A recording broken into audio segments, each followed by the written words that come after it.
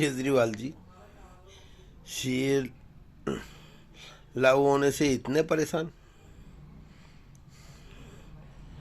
जो रोहिंग्या हिंदुओं की बहु बेटियों की इज्जत लूटकर वहां से भगाए गए, उनको तो आप गले में लगा रहे हो। और जो शोषित वंचित हिंदू, सिख,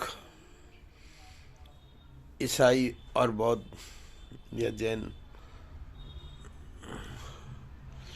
जान बचाकर किसी तरह से इस देश में इंतज़ार कर रहे हैं कि उनको वो इज्जत मिले, वो सहूलियतें मिले, वो आपको जो है खल रहे हैं, खलेंगे ही, क्योंकि आप गद्दारी करने के लिए हिंदुस्तान में आए हो।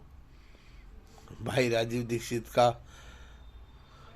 कत्ल करके या करा के उनके मुद्दे छीनकर आपने राजनीति शुरू की, और मेरे जैसे बड़े मूर्ख मिल गए जिन्होंने आपको, आपके लिए, आपकी बातों में आके जमीन खड़ी करी। लेकिन हम हमारे खुशकिस्मत कि हम पहले वर्ष में ही आपकी असलियत समझ गए और आपसे अलग हो गए, और तब भी आप लोगों का रवैया वही रहा। मित्तल जी, नेगोशिएशन कर लो। अरे किस चीज़ का नेगोशिएशन कर लें भाई, राष्ट्र हमारे लिए सर्वोपरि है। मैं जब आपके से आपका समर्थन करने आया था, मेरे को बहुत सारे लोगों ने कहा, मैं कहा नहीं, एक अच्छा आदमी आया है, अगर कुछ अच्छा कर रहा है तो हमें उसका साथ देना चाहिए। और हमने अपना सर्वस्व लुटाया आपके ऊपर, और आपने आपने तो पहले से सब कुछ तय था आपका कि, और हमें मालूम नहीं था कि राजीव भाई ने आपको पूरी तरह से नंगा कर दिया है, कि आपका पर्दाफाश कर दिया था कि आप किस तरह से हमारे दुश्मन देशों से अवार्ड लेकर इस देश को डुबाने के लिए।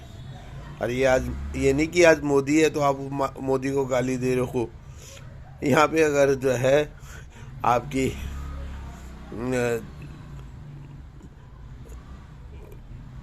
कोई भी होता, चाहे वो पप्पू होता, चाहे ममता होती, या एनी हाउ कोई भी होता, आपने हर एक को गाली ही देनी थी, क्योंकि आपका केवल और केवल एक मकसद है कि इस देश को डुबाना। और ये तो हमने देख भी लिया, समझ भी लिया, किस तरह से आपने हमारी गौशाला का विध्वंस कराया। 29 मई 2023 को आप अचानक जो है सारी फोर्स भेजकर और गौशाला का विध्वंस कराया, और हमारी गौ माताओं को नर्क से भी नर्क में ले जाके पटक दिया। जबकि 7 जून सुप्रीम कोर्ट में सुनवाई के लिए निश्चित थी। कानून तो बहुत होते हैं, ठीक है, आप कानून का नाजायज फायदा उठा सकते हो। शासन प्रशासन में जो भी है, जिस भी तरह है,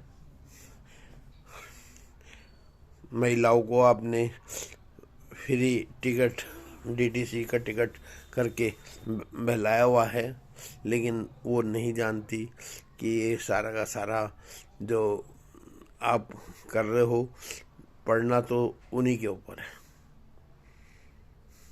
और मेरी पूरी दिल्ली की जनता से अपील है कि इस गद्दार के किसी भी गद्दार को अपना बहुमूल्य टिकट ना दें। ये एक भाषण में कह रहा है कि आप अपने पतियों से कहो कि जी अगर आपने मोदी को टिकट दिया तो हम तुम्हें खाना नहीं देंगे, हम तुम्हारे संबंध तोड़ देंगे। अब बच्चों से कह रहा है, अरे केजरीवाल, तुमने तो अपने बच्चों की कसम खा के कि मैं कांग्रेस से या बीजेपी से समझौता नहीं करूँगा, अपने मतलब के लिए समझौता किया। एक बोतल के साथ 2 बोतल शराब की बिकवाई। दिल्ली को शराबी बनाना चाहते थे आप, और पंजाब को तो आपने खालिस्तान के हाथों में दे ही दिया है। दिल्ली को रोहिंग्यों को सौंपोगे। रोहिंग्या जो कि जो है बड़े बड़े अपराध करके आए हैं, और वो भी ऐसे बौद्धों के पास से जो कि बहुत ही शांत स्वभाव के होते हैं। लेकिन कोई भी स्वभाव, शांत स्वभाव का भी एक लिमिट तक होता है। उसके बाद जब समय ज़्यादा उन्हें दबाया जाता है तो कोई भी छोड़ता नहीं है। ऐसे ही आप किसी गलतफहमी में मत रहिए। आपने जो अपने बच्चों की कस्में खाई है ना, वो झूठी कस्में, वो पूरी होंगी तो आप पछताओगे, लेकिन तब तक शायद पछताने लायक भी नहीं रहोगे।